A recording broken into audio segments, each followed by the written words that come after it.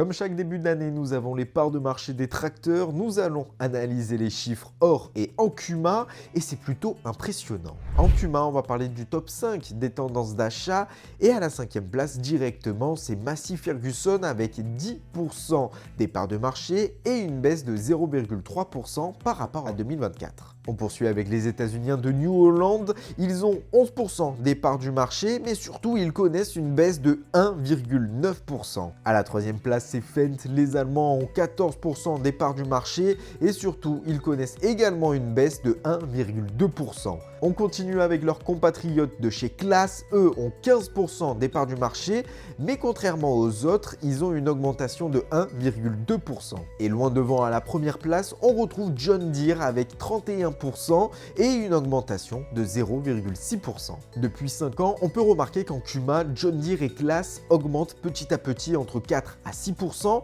contrairement à New Holland et Fendt qui eux perdent du terrain avec moins 3%. Au niveau national, la tendance est à la baisse, 14,6% d'immatriculation de tracteurs en moins, c'est 33 446 unités, le taux le plus faible depuis 10 ans. Cette baisse n'est pas anodine puisqu'en 2024, il y avait déjà une diminution de 5,8%. Mais comme pour les CUMA, on retrouve deux marques sur le podium. À la 3e position, c'est New Holland avec 13,4%, second Fendt à 16,3% et premier, sans surprise, John Deere avec 21,4%. Depuis plusieurs années, l'immatriculation de tracteurs neufs diminue.